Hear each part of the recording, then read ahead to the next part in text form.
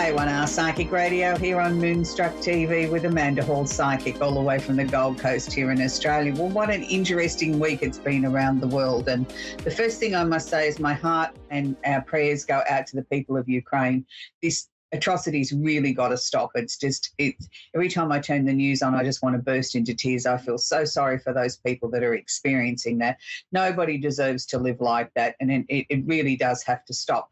Anyway, let's try and get on to something a little bit more positive this week if we can, because there is so much happening in the world, and we're heading into, it's not that far away as we head into the Easter time of the year, which for many, many people is a very religious and a very sacred time of the year where, whatever your religious beliefs are, that you celebrate it in some sort of way. I know for all the children around the world, they're just hoping that the little white furry bunny is going to hop in and bring them lots of goodies, and they deserve that too. And I think more than ever, this year, children around the world deserve to be able to have something to look forward to, as we're still ploughing our way through this pandemic. And I know there's been loads of changes with that, but I think children need to be able to just get back to being children, don't they? And having something to look forward to. And the white furry Easter bunny is one of those special times in the year for the children. So let's move on to the Simply Tarot card of the week. This week it's the Five of Cups. Now, it's not the most pleasant of cards because it's got a really hefty message to share with us. So it is the card of money losses. All is not lost. If you look behind, you may have something to salvage. Now, when I talk about things like money losses, people automatically think, oh, my goodness, I'm going to lose my purse, I'm going to lose my wallet, I'm going to lose a lot of money. Money losses in the ancient teachings of the tarot was spending money or letting go of money. So it was as if to lose something was because you were releasing it, you were moving it on. So if you look at money losses as maybe it's an expensive period of time coming up where you've got more expenses than you thought, so you sort of feel as if everything's sort of going against you, as all you can see is the money going out and not a lot coming in, or not coming in as fast as you would like it. But if you look carefully at the card, you've still got two cups remaining behind you. So it is indicating that there is more to come. There is still things we can salvage out of this situation, no matter how bleak our lives might look. And we have these bleak periods from time to time that where, things seem to be sort of going out of control, where we sort of feel we're spending more money than we've got coming in. It's a time then of reassessing and sort of being thankful, and I think counting our blessings of what we do have. So if you're going through a difficult period at the moment where you feel more's going out than what's coming in, then just be thankful to know that it's only going to be short-lived. We are going to come out of this. You will survive. You will sort of eventually get a little bit more money in the coffers so that you do have something that you can sort of move forward with. So let's get into the astrological forecast for the week, and this goes right across the board for all 12 signs. So for those people that have may just joined us today for the very, very first time, my name's Amanda Hall Psychic. I am based on the Gold Coast in Australia, and I've been on this network now. I'm heading into my 6th year, so I'm really pleased you could join us today. And each week we have an astrological segment where I talk in general for the whole 12 signs. I don't pick out particular signs and give an individual forecast. This is a global forecast for wherever you are in this amazing planet of ours, and it affects each and every one of us. If I do mention a star sign, then okay, the energy may be a little bit more intense for that particular sign, but it doesn't necessarily mean the rest of us can tune out and it's got nothing to do with us. It does affect each and every one of us. So this week I want to start with air in the sign of Aries, and it's because we have two planets and one of the Arabian parts, or one of the sensitive parts, sitting in Aries. So Chiron, the planet of, or it's not technically a planet, but we refer to it as a planet. Chiron is where we find the healing part of our chart. It's where we find where we've been wounded, particularly on a karmic level. It's the lessons that we're bringing into this lifetime with us that we need to heal from. So Chiron at the moment is sitting in Aries, conjunct or holding hands the sun. The sun is conjunct or holding hands Mercury. So Chiron is asking us to sort of take a little bit of a step back. He's asking us to look at how can we start to heal ourselves. The only person that can heal us is us. We can have many other people that influence our lives, or many other people that bring wonderful things to our lives or not so wonderful things to our lives. But at the end of the day, it's up to us to do our own healing. It's up to us to delve deep inside ourselves and look at the flaws and the things that we mightn't be comfortable with, and look at how maybe we can improve our behavior or our attitude to the world around us and our families and in our day-to-day activities. So Chiron is the real leader here this week. It's asking us to do some self-healing. Now, I know for many of us, we still have family that, are stricken down by illness or sickness or COVID, or you may be unfortunate enough to have people that are really special to you in Ukraine, and you're very, very worried about them. So the best thing that you can do for yourself is to sort of go inside yourself and do a little bit of self-healing. Try and keep yourself as positive as ever, and try and send them some of that beautiful positive energy to help them through whatever they may be going through at the moment. So the sun is in Aries. It's the Aries time of the year. So it's a time where we can get things done. It's a time where it's asking us to be a little bit self-absorbed, a little bit self-centered, get up off the couch and make things happen. Rely on ourselves, be the one that's going to be the instigator, that's going to be the leader, that's going to get up there and sort of start things happening. It may be a time of communication where, you sort of feel that you've got a voice that you need to share. It's the time, if you're really looking for a raise at work or something like that, orchestrate a really well put together plan of the reasons why you believe that you deserve the raise, not just because you'd like more money. But if you've got a real legitimate reason or two that you think you can present to your boss at why you're invaluable to the company and you deserve to be paid accordingly, now's the perfect time for that. It's not the time to really start bringing up family issues. I know I'm talking about healing here, and I'm talking about healing yourself. And sometimes, yes, that can overspill into family and friends. But if you're going to be the one that's going to try and fix a family rift and try and heal a family together, tread very, very carefully. Don't just come across as I, and I want this and I want that. Yes, you can come across as the starting point. I have had this revelation, or I've had this insight that maybe we could then sit down and collectively talk as a group, or as in the other tense of you. How does this affect you? How do you feel? And then take it back from that way and let them have the floor too, that they can talk from the I perspective. And maybe then we'll get some healing happening on a much broader level if there's been a rift in the family or with close friends. While we're still on the subject of Aries, I know we spoke about the sun and the sun being in Aries, and, it's really the Aries time of the year. And this is specifically for Aries people.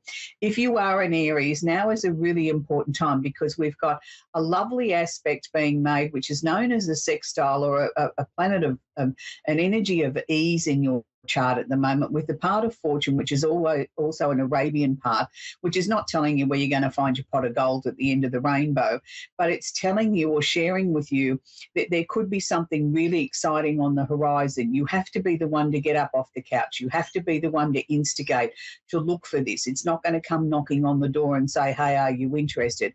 You have to get up there. You have to be positive. You have to be pioneering, and you have to make these opportunities happen for you. So if there's something that you feel could be coming up or does come up, don't waste this opportunity. It's a very short window of only a few days to a week. So if something crosses your path in the next 7 days, don't say, hang on a minute, I'll do it next week. Say, hang on a minute, how quickly can I get there? How quickly can I look at this opportunity? Then you can decide whether it's for you or not. So moving back to the rest of us mere mortals in the zodiac, we've got Saturn, the planet of discipline, in Aquarius, holding hands or conjunct the planet of Mars. Now, Mars is the planet of action. It's also affectionately known as the planet of war. I don't like to think of Mars as war. I like to think of Mars as giving us the motivation to get up off the couch and the determination to see something through to the end.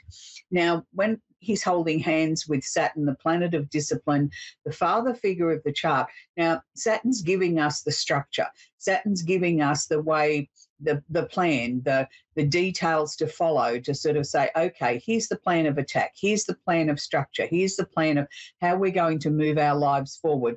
We've given this a lot of thought. We've looked at it from many angles.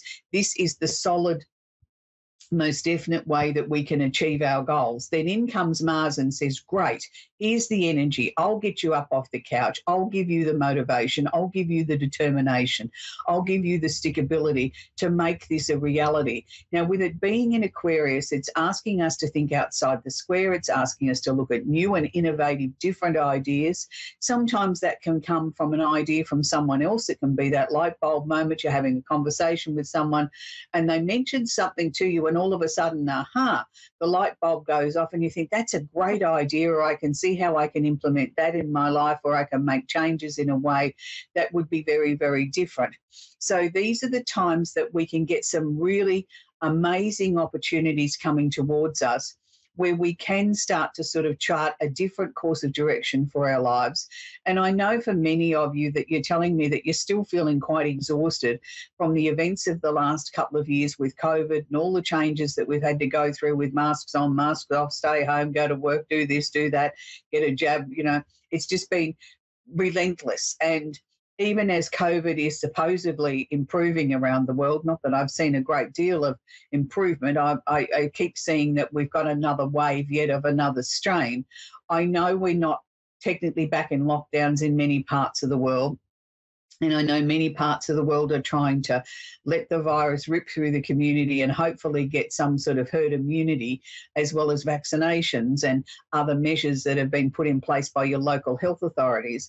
But I think it's also a time where we have to say, okay, this is our reality. This is what we're dealing with now. And COVID has become a very real part of our lives. And we've got to put it into perspective in a way that we can understand it and we can deal with it. And we can have a life moving forward. Yes, it may not be the way that it was prior to the pandemic, and maybe there's good points that have come out and maybe not so many, some points that aren't so good. But what you have to find is your new reality, your new world, your new way moving forward. And how do you best participate in life in that way, with putting your own safeguards or your own safety measures in place and being true to yourself at the same time. So this is what I feel Saturn and Mars's role is here, is giving us the plan, giving us the structure, that yes, there will be new opportunities. Yes, we can get excited about things again. We are allowed to be excited. We are allowed to sort of try and move our lives forward, but maybe we'll be approaching this in a different way to what we would have done pre-pandemic. So it's a positive thing, but it's also showing us that we have the structure, we have the tools to be able to enable us to move forward. So I think it's actually quite exciting, because I know that, in the last few weeks, particularly with my clients around the world, there's an air of optimism about again. And I haven't seen this since before the pandemic, where people were getting excited and enthusiastic and wanting to start new projects and sort of feeling like now's the time. They've given it a lot of thought. They've had a lot of time at home or whatever to contemplate what their future might look like. And a lot of people have come up with very different ways to approach their life and different things that they want to achieve out of their life now that they never even dreamed of before. But this, I believe, is bringing life more into a balance. And for many people, that work-life balance has become so important, and they've realised now having a brand new car every couple of years is not necessarily the thing that makes them happy. Spending time with family, spending time with their loved ones, being able to sort of safely have a gathering of people in their home and celebrate somebody's birthday means the world. Where a couple of years ago we took it for granted, oh, I'm too busy, I can't do it this week, can you move it to the following week? And it never really suited everybody. Everybody seems to be a little bit more flexible now, that they really will try and move things around to be able to attend something that once upon a time they took for granted. And if they got there, great. If they didn't, oh, well, it didn't matter. Well, now we see that it does matter. So our priorities are shifting as human beings, which is not a bad thing. Let's hope it continues to shift and we start to look at climate change, which is one of those things I think we as a globe need to really start tackling. I know here in Australia we seem to be having weather events nearly every week in one part of the country or another, and it's just sort of not so much that yes, it is scary. I'm not going to say it's not. It's scary for the people that are experiencing it and the people that are losing their homes through floods and fires and other weather events and phenomena. But it's also a time where I think we've got to sit down and ask ourselves the question, why are these things happening? And it's not happening just because it's happening. It's happening because we collectively are not looking after the planet. Mother Nature is angry with us, and Mother Nature wants us to do something more about taking care of this planet. And I still, from an astrological point of view, say that the pandemic is part of that shift that Mother Nature is asking us to do, that we all have to get on board, take more care of the planet and look after ourselves more as people that are important in the universe. So we have Venus, the planet of love and affection, has just moved into Pisces. And I think that's wonderful because when Venus moves into Pisces, I know Venus doesn't rule Pisces, but it feels very, very comfortable there. It really enhances the arts, the music, the things that that bring a smile to our face. And for many people, it'll be a time where you'll sort of do a little bit of daydreaming and sort of lose yourself in a song or a film clip or a movie and sort of think, wow, that was as good as having a mini vacation. I'm feeling very refreshed now after that 3 minutes of listening to my favourite song. So that's what Venus in Pisces can do for us all. Neptune, the ruler of Pisces, is still sitting in Pisces, will be for a little while yet, still asking us to sort of, focus on what we want. Be aware sometimes things aren't crystal clear, that we need to just focus and work with the energy and not be too frustrated. Sometimes we're in a fog and sometimes we're coming out of the fog. And finally, Pluto is still sitting in Capricorn, last couple of degrees, still going to be there till 2024. So it's interesting to see how the world is going back into some financial crises again, which is where Pluto started his merry dance in Capricorn back in 2008 when we had the global financial crisis. Let's hope we don't see another one of those, but we all need to really sort of pay attention to what's happening in Ukraine and how that's going to filter through and affect the rest of the world as the world comes to terms with changes in, supply shortages in fuel and things like that. And, supply chains have been affected by the pandemic. So again, I come back to we need to reorganise the way that we live our lives. So we're going to talk with Mariad in Dundalk in the country of Louth in Ireland. How lovely to speak with someone from Ireland. How are you, sweetie? And I'm sorry if I pronounced your name wrong.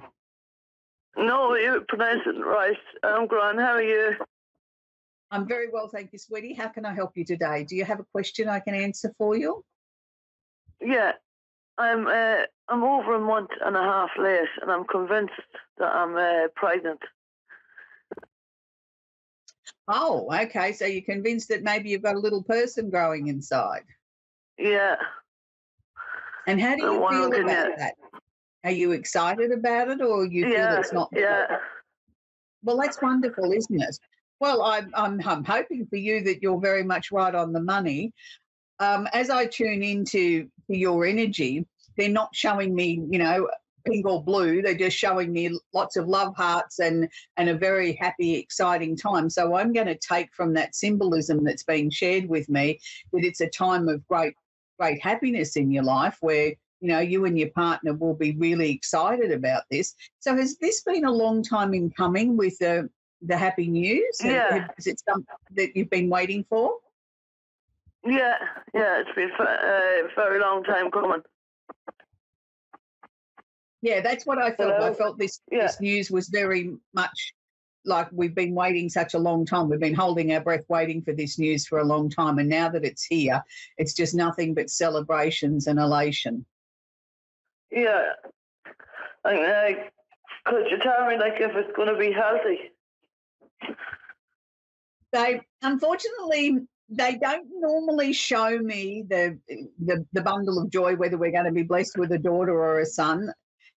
The spirit guides in the universe has a sense of humour in that way. Sometimes they just like it to be a surprise. Sometimes they'll show me very clearly, I'll see a baby wrapped up in one of the other colours. But this time, all as they were showing me was the love that, you and your partner are so excited about this, and it's going to bring such a loving energy to everybody that you come in contact with because you two are so excited about this.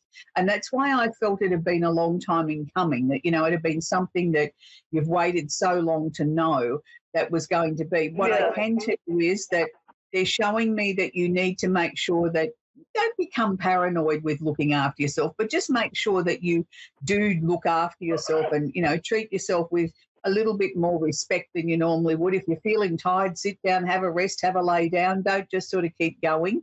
It's, they're normal that's what my precautions I would partner's suggest always to any telling me. I have to expectant start mum. looking out for myself. My partner's always telling me that too. Right. So has there also been some other changes in your life recently? Has there been some things that you've had to both deal with that you weren't expecting that were a little bit traumatic, a little bit emotional? Yeah, my house had a flood in us, but we had to move out temporarily, but we're getting it fixed. Good. Okay. Well, that would have been a big trauma to sort of deal with in your life, wouldn't it?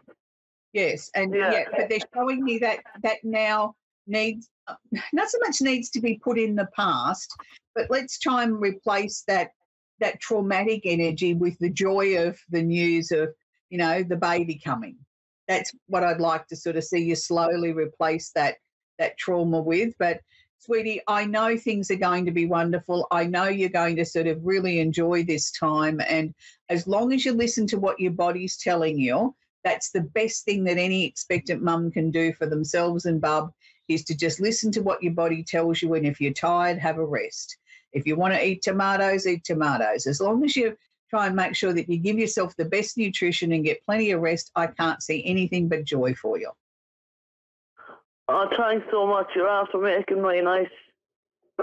You're very, very welcome, and I hope you're back in your home soon and things start to look a lot more positive and a lot more sunny.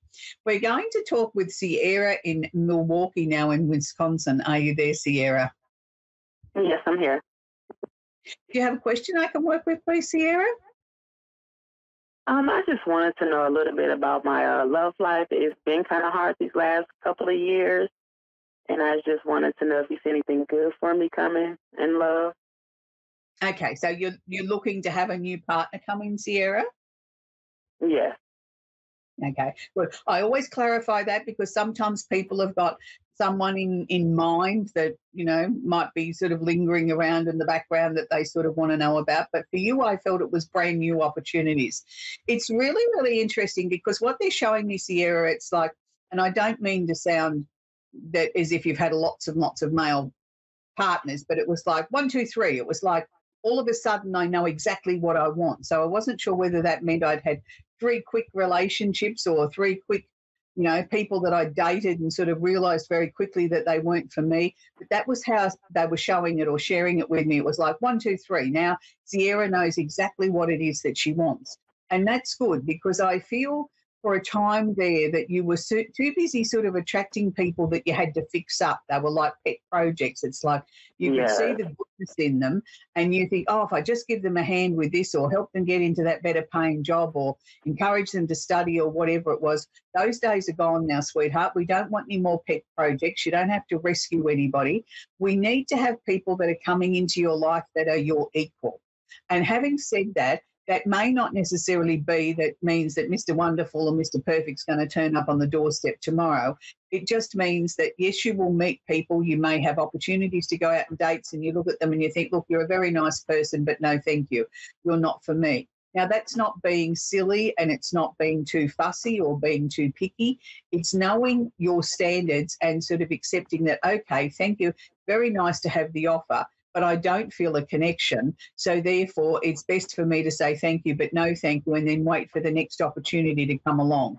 And that's what I want you to do. I am seeing a couple of people that you will go dating with in the next couple of months. The first 2, to me, I want to put into that category, nice person, but not for me. The third one that comes along has dark hair, dark eyes, very twinkly eyes, a really, really nice man, very tall, broad-shouldered. I'm going to say well-built but not fat. He's got enough meat on the bones that it suits him. If you get somebody that's really broad-shouldered, they need to have a little bit of meat on their bones, otherwise they don't look healthy. This man is very healthy. He's got a lovely personality. I know that there's an instant connection there between the two of you. And the two of you sort of really, really feel right from the very beginning, it's like we've known each other forever. I know that he's walked a very long, hard path to get to you, and I know that you haven't had an easy life either. So it's interesting as you get to know each other, how you realise that your lives have taken very similar paths, even though that you never met. It's like you could almost write the ending to the story that the other one's telling. This will be a fast-moving relationship, and I feel it will be a very serious commitment. And for the first time in a very, very long time, Sierra, you're going to feel very much at peace in yourself. It's like, finally, I have a home for my heart and I feel comfortable with it. I don't feel there's any warning signs. I don't feel there's anything I need to be concerned about. It's just a lovely, warm, peaceful, secure, happy relationship. So has there also been a job change just recently too, sweetie? Yeah, I actually did too. I'm chairman at my job now. So that was kind of exciting. Good. Because to me, there was a job change and then there was the relationship. There was a lot of activity all going on at roughly the same time. But I think once I'm talking about this third person coming in, like the third person that you're going to date, that may not be till the end of June, early July, sweetie. And I know that's a little bit of waiting time, but it's certainly worth waiting for to have the right relationship come in. I'm not saying turn down every date that you might have the opportunity to go out with between now and then, but if it doesn't feel right, then don't go with somebody just for the sake of it's being offered. Make sure that you go on dates that you feel comfortable with. But, you've got a much better life ahead of you, and it's good to see that things are going to really move forward now for you, Sierra, because you've had a number of heartaches in your life, and it's time now for you to be able to move forward in your life with a lot more confidence about where things are going, and that's what I see happening for you now. So that's where we're going to leave Sierra at the moment. She's had, an interesting few months, an interesting couple of years, but she's got a lot of exciting things to look forward to. So as, we close the show off this week, I just want you to really keep Ukraine in your hearts and your prayers, because they really, really do need our positive energy and our loving energy going towards them to help keep them strong, so that hopefully we can get some world peace again, that we can get some resolutions and things can be moving forward again the way that we need them to. And I think it's been a long, long time before the world has really been at real peace. There's always been some conflict going on somewhere, and I think it's time now everybody takes their bat and ball and goes home and leaves everybody else to play in their own backyard, in their own sandpit, in their own way. So this week I want to leave you with a very old, golden oldie song by somebody that some of you won't even remember, but the late, great John Denver, and Take Me Home, Country Roads. Bye for now.